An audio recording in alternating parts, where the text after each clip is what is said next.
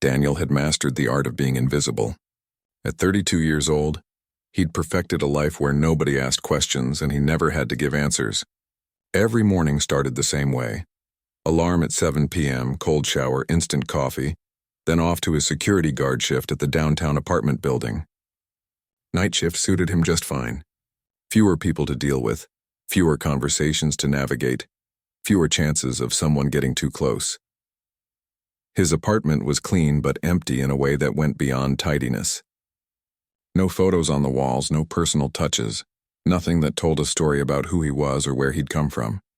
Just functional furniture, a small TV, and stacks of books he read during his off hours. Books were safe. Books didn't ask him why he was always alone or why he never talked about his family. At work, Daniel kept the same careful distance. When the day shift guards tried to include him in their lunch plans, he'd smile politely and say he had errands to run. When the building residents greeted him warmly, he'd nod and keep his responses short. Professional but distant. Friendly but never friends. He'd learned that connections hurt, so he simply stopped making them. The truth was, Daniel carried weights nobody could see.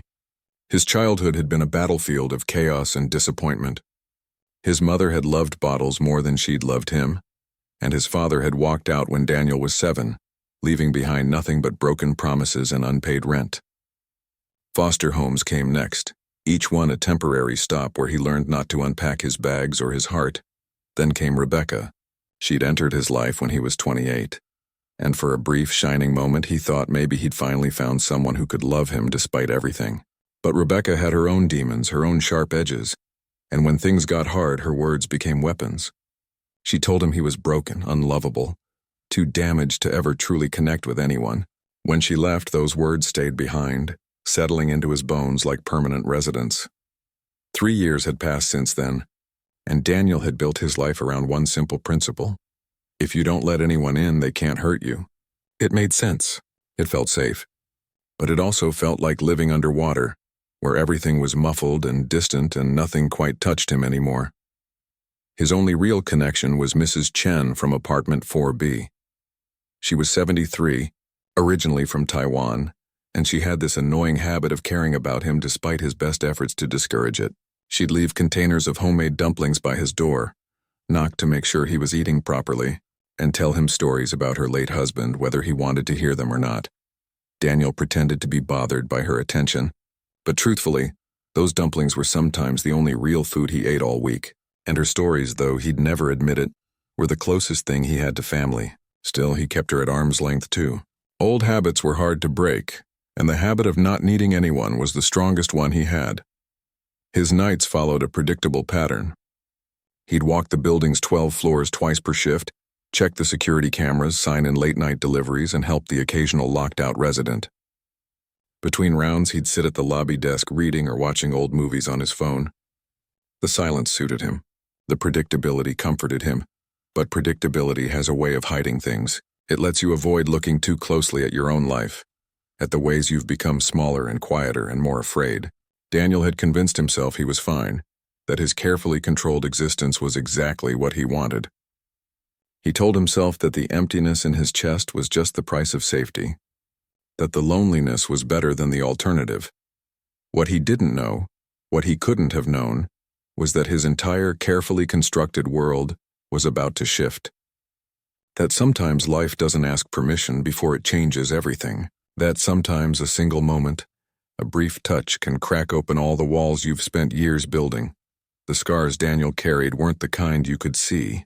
They didn't show up in mirrors or photographs, but they were real, carved deep by every person who'd left, every promise that got broken, every time he'd dared to hope and gotten hurt instead. These invisible wounds had convinced him of something dangerous, that his pain made him different, that his past made him unworthy, that the broken pieces inside him could never be put back together. He lived like a man who'd already decided his story was over, that the best chapters were behind him, that all he could do now was survive until the end. His apartment felt less like a home and more like a waiting room. His job felt less like a career and more like a hiding place. His life felt less like living and more like existing, going through motions without meaning. On quiet nights, when the building was asleep and he had nothing but time and silence, Daniel sometimes wondered if this was all there was. If he'd spend the next 30 years doing the same rounds, eating the same instant meals, going home to the same empty rooms, the thought should have scared him, but mostly it just felt inevitable, like watching a movie he'd already seen and knowing exactly how it would end. He didn't believe in fresh starts or second chances. He didn't believe in healing or hope or any of those things people talked about in self-help books. He believed in getting through the day, in keeping his head down, in not expecting too much from life because life had never given him much to begin with. But here's the thing about walls. They're good at keeping pain out, but they're also good at keeping everything else out too. Joy, connection, possibility, love. Daniel had locked himself away so thoroughly that he'd forgotten what it felt like to be truly seen by another person. To be known and accepted despite the messy, complicated truth of who he was. He'd forgotten that scars, while they mark us, don't have to define us. That wounds can heal even when they leave traces behind. That sometimes the bravest thing isn't protecting yourself from more hurt. It's daring to believe you deserve better than just surviving. The memo came on a Tuesday. Building management announced that the lobby would undergo major renovations starting next week. New floors, updated lighting, modern furniture, the whole thing. Daniel barely paid attention. Renovations meant noise and inconvenience, but it wouldn't really affect his night shifts. The construction crews would be gone by the time he arrived, except that wasn't quite how it worked out. The company hired a project coordinator to oversee everything and keep residents informed. Someone who'd be in and out at all hours, making sure the work stayed on schedule and didn't disrupt people's lives too much. Her name was Sophia, and she showed up on Daniel's shift 3 days into the renovation. It was close to midnight when she first walked through the door, carrying a clipboard and wearing paint-splattered jeans despite the late hour. Daniel looked up from his desk, ready with his standard polite but distant greeting, but she spoke first. "You must be Daniel. The night security, right? I'm Sophia. I'll be around a lot over the next few weeks. The contractors are running behind, so some work has to happen at night. Hope that's okay." Her voice was warm, casual, like they were already friends. Daniel nodded, gave her a brief smile, and turned back to his computer screen. Professional, distant, safe. But Sophia didn't take the hint. She kept talking, asking about the building, about which residents were light sleepers so she could warn the crew, about whether the security cameras had any blind spots she should know about. Her questions were practical, work-related, but something about the way she asked them felt different. She actually seemed interested in his answers. Over the next week, Sophia became a regular presence during Daniel's shifts. She'd arrive around 10 p.m. to check the crew's progress, stay until 2 or 3 in the morning, then head home. And every night she'd stop by Daniel's desk to chat for a few minutes. Nothing deep, just easy conversation about the renovation. Funny stories about demanding residents, complaints about the coffee from the 24-hour shop down the street. Daniel found himself looking forward to those conversations despite his better judgment. Sophia had this way of making everything feel lighter somehow, like the world wasn't quite as heavy when she was around. She laughed easily, never seemed to take herself too seriously, and had a genuine curiosity about people that Daniel hadn't encountered in years. Then came the flood. 2 weeks into the renovation, a pipe burst on the 8th floor at 1 a.m. Water started pouring down through the building, and suddenly Daniel's quiet night shift became absolute chaos. Residents flooded the lobby, scared, angry, demanding answers he didn't have. The emergency shutoff wasn't working properly. Water was pooling in hallways. People were grabbing important documents and family photos, not knowing how bad it would get. Daniel called building management, called the emergency plumber, called everyone he could think of. But at 1 a.m., response times were slow.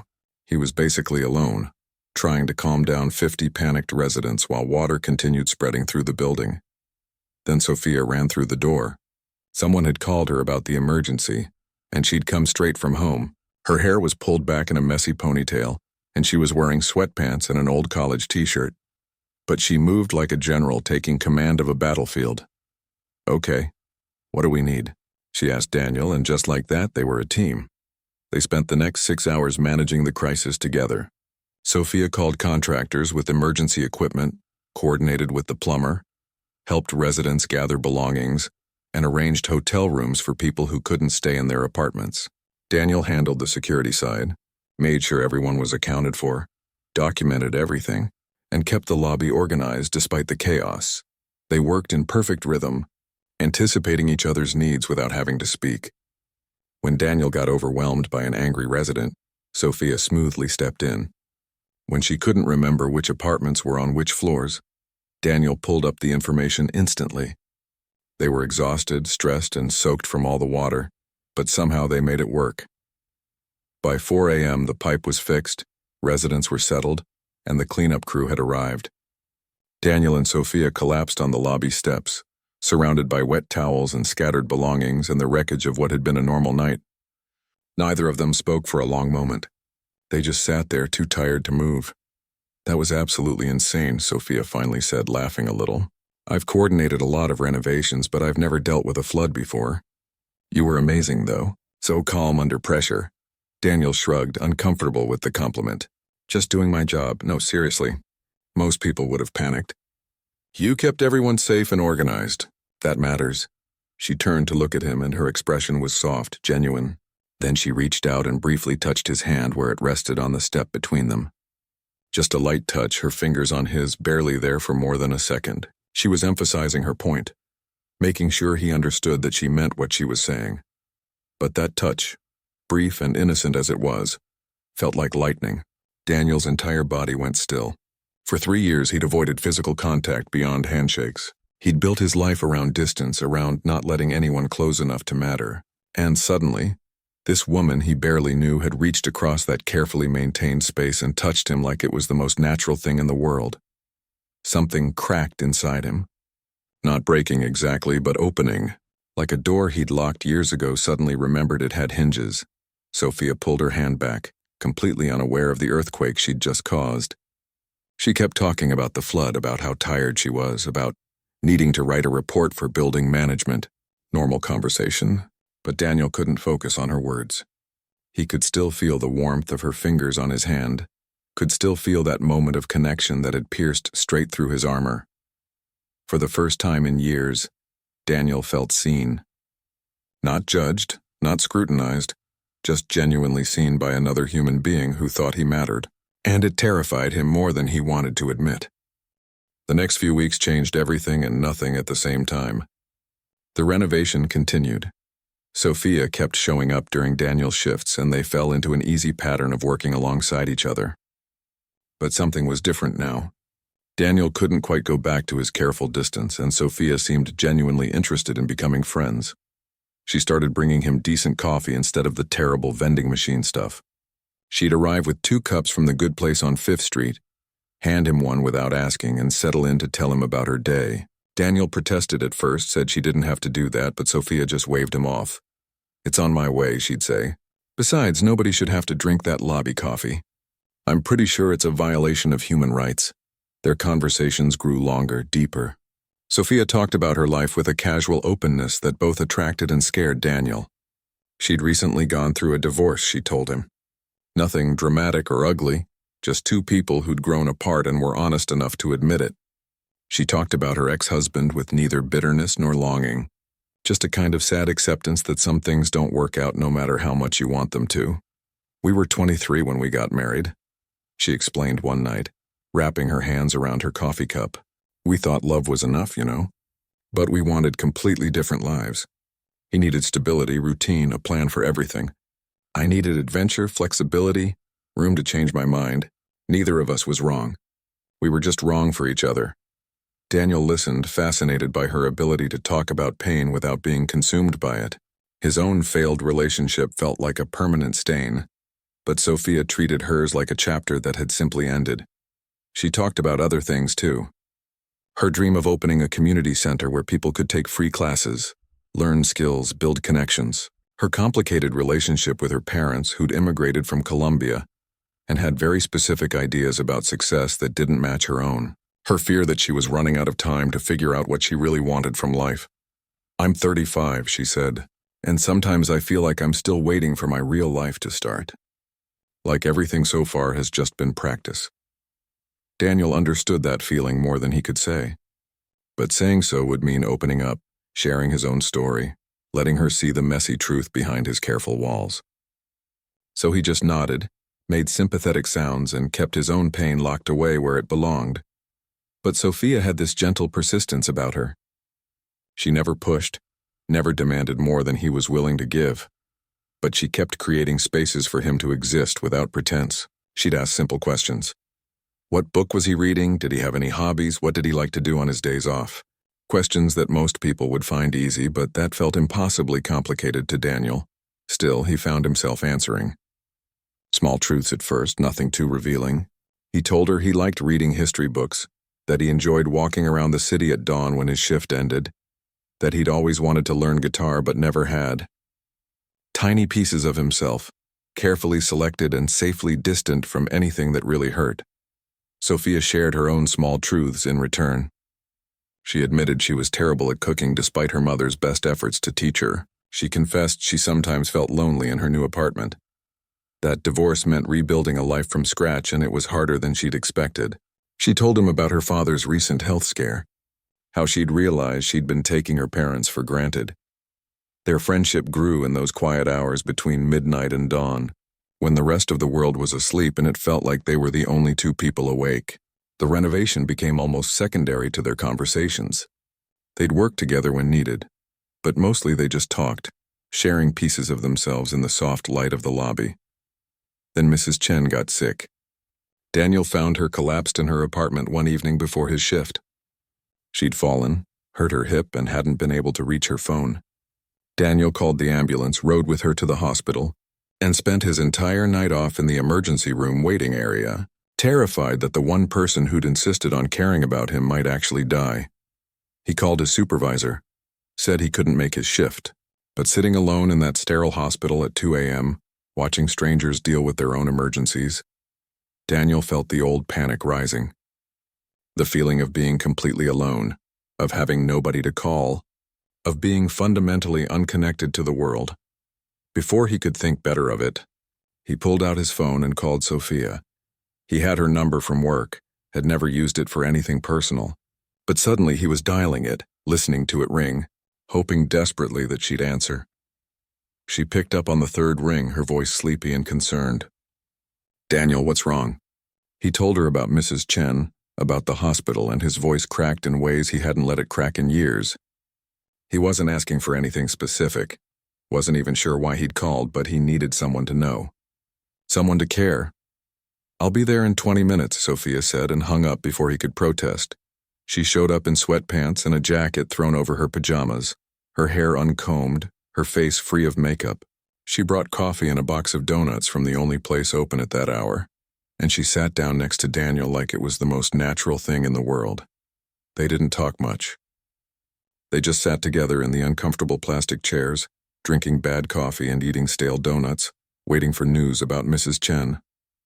But Daniel felt something shift inside him. For the first time in years, he'd asked for help and someone had actually shown up. He'd reached out, and instead of being rejected or abandoned, he'd been met with genuine kindness.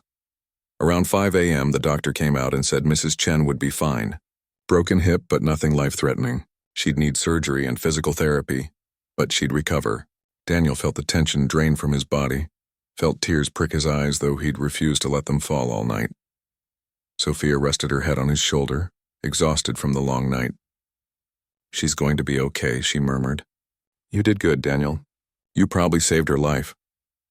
Daniel sat very still, afraid to move, afraid to breathe, because Sophia's head was on his shoulder, and it felt like the most profound intimacy he'd experienced in years. Not romantic exactly, but deeply human. A moment of connection that said, "I see you, I'm here. You're not alone." And in that hospital waiting room, surrounded by fluorescent lights and the smell of antiseptic, Daniel realized something that terrified him completely. He'd let Sophia matter. Despite all his walls, all his careful distance, all his determination to never need anyone again, he'd somehow let this person become important to him.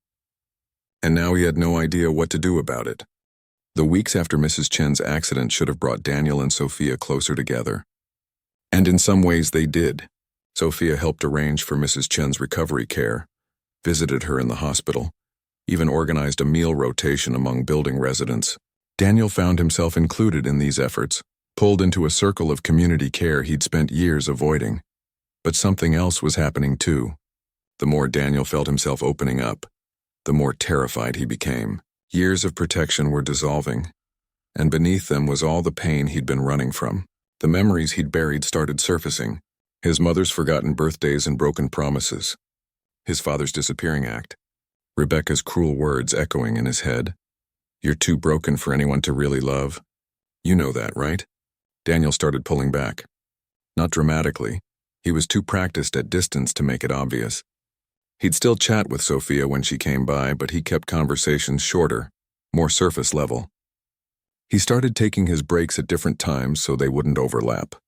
When she invited him to grab breakfast after their overlapping shifts, he'd make excuses about needing sleep or having errands to run. Sophia noticed, of course. She wasn't the kind of person who missed changes in the people around her, but she didn't push, didn't demand explanations. She just gave him space and looked a little sad when he made his excuses. Then her ex-husband showed up at the building. His name was James, and he was everything Daniel wasn't. Confident, articulate, dressed in an expensive suit like he'd just come from closing a business deal. He came by one evening while Sophia was checking on the renovation's final details, and Daniel watched from his desk as they talked in the corner of the lobby. He couldn't hear their conversation, but he could read Sophia's body language. The way she crossed her arms defensively at first, then slowly relaxed. The way she laughed at something James said, a genuine laugh that Daniel recognized. The way she touched her hair, a nervous gesture he'd noticed before. They talked for nearly an hour, and when James finally left, he kissed Sophia's cheek in a way that suggested history, intimacy, a connection that Daniel could never compete with. Sophia came over to Daniel's desk afterward, looking drained and confused. "That was unexpected," she said. "James wants to try again. Says he's been going to therapy, working on himself, realized he made a mistake letting me go." Daniel's stomach dropped, but he kept his face neutral. "What did you tell him?" "I told him I need time to think about it." She looked at Daniel like she was searching for something, some sign of what he was feeling, but he'd already locked everything away again. "It's complicated, you know? We have history. We were together for almost 10 years. Part of me wonders if I gave up too easily." "You should do what's right for you," Daniel said, his voice flat and professional. It was the kind of thing you say when you don't want to reveal that your chest feels like it's caving in. Over the next week, Daniel watched Sophia struggle with her decision. She talked about it sometimes, processing out loud, and Daniel listened with that same careful neutrality. He gave advice that sounded supportive but felt like self-destruction, told her to follow her heart, to consider what she really wanted, to not make decisions based on fear. All the while he was drowning in his own fear. He'd fallen for her. Somehow, despite all his defenses, despite years of carefully avoiding exactly this situation, he'd fallen for Sophia. And the thought of telling her, of making himself vulnerable only to be rejected again, was more than he could handle. His old thought patterns came flooding back. What did he have to offer someone like Sophia anyway? He was a night security guard with no real future, no family, no prospects. She was educated, ambitious, full of dreams and plans. James was successful, established, someone who matched her in ways Daniel never could. Even if Sophia wasn't considering getting back together with her ex, why would she ever choose someone as damaged as Daniel? Mrs. Chen, from her recovery bed at the rehab facility, saw through him immediately. Daniel visited her regularly now, bringing books and helping with paperwork, and she'd watch him with those sharp eyes that missed nothing. "You're running again," she said one afternoon, not bothering with subtle approaches. "That girl, Sophia, she cares about you. I see it every time she asks about you. And you care about her, but you're too scared to do anything about it." "It's not that simple," Daniel protested. "She's got her own situation to figure out. I'm not part of that equation." "Because you won't let yourself be part of it. You think your past makes you unworthy. But Daniel, everyone has pain. Everyone has scars. You're not special in that way, even if you think you are. What makes you special is how you treat people when they're hurting, how you showed up for me when I needed help, how you've built a good life despite everything you've been through. That girl sees that in you. Question is, can you see it in yourself?" Her words haunted him, but they didn't change his behavior. He kept pulling back from Sophia, kept maintaining that professional distance, kept pretending his heart wasn't breaking every time he saw her. Then came the news that shattered everything. The renovation was officially complete, which meant Sophia's job at the building was done. But there was more. She'd been offered a position managing a major development project in another city. Better pay, more responsibility. Exactly the kind of opportunity she'd been working toward. She'd be leaving in 2 weeks. She told Daniel on a quiet Tuesday night, and her eyes were red like she'd been crying. I know I haven't been around as much lately. I've been trying to figure out what I want, who I want to be, and I realized something important. Daniel's heart was pounding, but he kept his expression neutral. What's that? I'm not getting back together with James. I thought about it, really considered it, but I can't go backward. Even if moving forward is scary and uncertain, I need to choose myself, you know? I need to build something that's actually mine, not something I'm settling for because it's comfortable. That's really brave, Daniel said. And he meant it, but inside he was screaming. Because she was leaving and he'd never told her how he felt, and now it was too late. He'd missed his chance because he'd been too afraid to take it. Sophia looked at him for a long moment like she was waiting for him to say something more. But Daniel just sat there silent, letting the moment pass because staying safe felt more important than taking a risk. I'm going to miss working here, Sophia finally said, her voice soft. I'm going to miss talking to you. I'll miss talking to you too, Daniel replied, and it was the most honest thing he'd said in weeks. But it wasn't enough, and they both knew it. That night, Daniel sat alone in his apartment and finally let himself feel everything he'd been avoiding. The grief of losing Sophia before he'd ever really had her, the anger at himself for being so afraid, the deep old pain of believing he wasn't worthy of love, and underneath it all, a question that Mrs. Chen had planted. What if his scars didn't make him broken? What if they just made him human? He had 2 weeks until Sophia left. 2 weeks to decide if he could be brave enough to tell her the truth. 2 weeks to choose between safety and the terrifying possibility of connection. Daniel spent 3 days in absolute misery after learning Sophia was leaving. He went through his shifts like a ghost, barely present, just going through the motions. The building felt different now that the renovation was complete. Brighter, more modern, but somehow emptier too. Or maybe that was just him. Mrs. Chen was released from rehab on Thursday. Daniel helped her get settled back in her apartment. And she watched him move around her kitchen, unpacking groceries with the same sharp attention she'd always had. You look terrible, she said bluntly. When's the last time you slept properly? I sleep fine, Daniel lied. You sleep like someone running from something. I've been watching you do it for years. But lately you weren't running anymore. You were actually living. What changed? Daniel stopped putting away cans and just stood there, his hands on the counter, his head bowed. I don't know how to do this, he said quietly. I don't know how to be the kind of person who deserves someone like her. Deserves? Mrs. Chen's voice was sharp. Love isn't about deserving, Daniel. It's about showing up. It's about being honest. It's about choosing connection even when it scares you. You think I deserved my husband? That man was too good for anyone. But he chose me anyway, and I chose him back, and we built something beautiful from that choice. But I'm broken, Daniel said, and his voice cracked on the word. I'm so broken, Mrs. Chen. My childhood was a disaster. My last relationship destroyed me. I can't even maintain normal friendships. What do I have to offer anyone? Mrs. Chen got up from her chair, moved slowly because of her healing hip, and stood in front of Daniel. She took his face in her hands and made him look at her.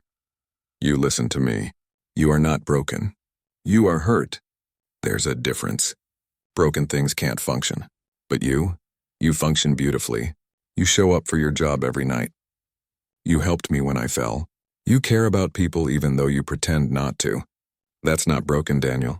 That's someone who survived hard things and came out the other side still capable of kindness. That's rare. That's valuable. That's worth loving. Tears were running down Daniel's face now, and he couldn't stop them. Years of pain were pouring out, all the grief and fear and shame he'd carried alone for so long. What if I tell her and she doesn't feel the same way? He whispered. Then you'll hurt for a while and then you'll heal, because that's what humans do. We hurt and we heal and we keep going. But Daniel, what if you don't tell her? What if you let fear make your choices? How will you feel 20 years from now, knowing you never tried? That night, Daniel couldn't focus on work. He kept thinking about Sophia, about the way she'd touched his hand that night during the flood, about all their conversations, about the way she'd shown up at the hospital without hesitation. She'd seen him, really seen him, and she hadn't run away. She'd stayed. She'd cared. And he'd been so busy protecting himself that he'd never stopped to wonder if maybe, just maybe, she felt something too. He had 9 days left before she moved away. 9 days to find the courage to be honest. Daniel started writing. He filled pages and pages in a notebook, trying to figure out what he wanted to say. How do you tell someone they changed your life? How do you admit you've been falling for them while pretending you were fine? How do you explain that a single touch made you remember you were human? By Sunday, he had a plan. It wasn't perfect, but it was honest, and Mrs. Chen was right.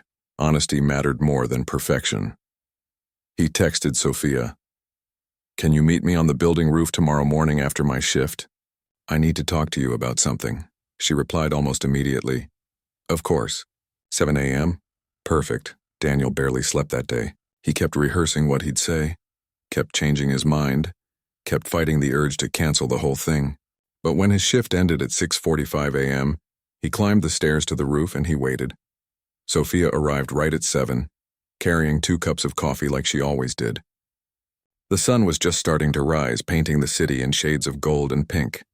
She handed him a cup and smiled. But there was something cautious in her expression, like she was preparing for bad news. Thanks for coming, Daniel said, and his voice was shaking. Of course. What's going on? Daniel took a deep breath. He'd written a whole speech, practiced it a dozen times, but now that she was standing in front of him, all those careful words disappeared. So he just started talking, letting the truth spill out messy and raw and real. I need to tell you something, and I'm really bad at this, so please just let me get through it. When you first started working here, I wanted you to go away. I had this whole life built around not needing anyone, not letting anyone close, and you messed that up. You kept being kind to me, kept including me, kept showing up like it mattered. And that night during the flood when you touched my hand, that sounds so small, I know, but it broke something open in me. I'd spent years convinced that my past made me unworthy of connection, that I was too damaged for anyone to care about. But you touched my hand like it was the most normal thing in the world, and suddenly I remembered I was human. He paused, looking at her. Sophia was watching him with wide eyes, her coffee cup forgotten in her hands. I've been falling for you, Daniel continued, and that terrified me so much that I started pushing you away. When your ex showed up, I convinced myself you'd go back to him because why would you choose me? I'm a night security guard with no prospects. I have no family. I'm still figuring out how to be a person who doesn't run from everything good in his life. But Mrs. Chen told me something that I can't stop thinking about. She said love isn't about deserving, it's about showing up. It's about being honest. So that's what I'm doing. I'm showing up and I'm being honest, even though it's the scariest thing I've ever done. He took another breath, steadying himself for the hardest part. I know you're leaving. I know I waited too long to say this. But I couldn't let you go without telling you that you changed my life. You made me want to stop hiding. You made me remember that my scars don't define me, that surviving hard things actually makes me stronger, not weaker. I'm not asking you to stay or change your plans or anything like that. I just needed you to know that you mattered to me. That you mattered to me? Sophia was crying. Tears were streaming down her face, and she set her coffee down on the ground so she could wipe them away. Daniel, she said, and her voice was thick with emotion. I've been waiting for you to say something like this for weeks. I thought maybe I was imagining it, that maybe I was just projecting what I wanted to feel, but I've been falling for you too. And when I decided not to get back together with James, it wasn't just about me choosing myself. It was about realizing that I couldn't go backward because I'd already found something forward. I'd found you. Daniel felt like he couldn't breathe. But you're leaving. I am. And I have to take this job, Daniel. It's too important for my career to pass up. But leaving doesn't mean ending. It just means adjusting. We live in a world with phones and video calls and airplanes. People make long-distance work all the time. I don't want to hold you back, Daniel said. I don't want to be another thing you have to manage or worry about. Sophia stepped closer to him, close enough that he could see the gold flecks in her brown eyes. You're not holding me back. You're giving me something to build toward. And honestly, watching you slowly open up, watching you choose courage over fear, that gave me courage too. You showed me what it looks like to survive hard things and still believe in the possibility of connection. That's not a small thing, Daniel. That's everything. She reached out and took his hand, the same simple gesture she'd made that night after the flood. But this time Daniel didn't freeze. He held on. I can't promise this will be easy, Sophia said. Long-distance relationships are hard. We might struggle. We might fail. But I'd rather try and fail than never try at all. Because you're right, you're not perfect. You have scars and fears and walls that still need coming down. But so do I, so does everyone. And I don't want perfect, Daniel. I want real. I want honest. I want someone who shows up even when it's scary. And that's you. Daniel pulled her into a hug, holding her tight like she might disappear if he let go. They stood like that as the sun rose higher, as the city woke up around them, as everything changed and stayed the same all at once. Over the next 2 weeks, they spent every possible moment together. Daniel took time off work for the first time in years. They explored the city, stayed up talking until dawn, made plans for how they'd navigate the distance. It wasn't a fairy tale ending. There was too much uncertainty, too much that could go wrong. But it was real, and real was better. Sophia left on a rainy Tuesday morning. Daniel drove her to the airport, helped her with her bags, walked her as far as security would allow. They held each other for a long time in that crowded terminal, surrounded by strangers and announcements and the chaos of travel. "This isn't goodbye," Sophia whispered against his chest. "This is just see you later." "See you later," Daniel repeated, and he meant it. 6 months passed. Daniel and Sophia talked every day. Video calls, voice messages, long text conversations, and the occasional handwritten letter. They visited each other once a month, trading off who traveled. It was hard sometimes, frustrating when they wanted to be together and couldn't be, but it worked because they'd both chosen it, both committed to making it work. Other things change.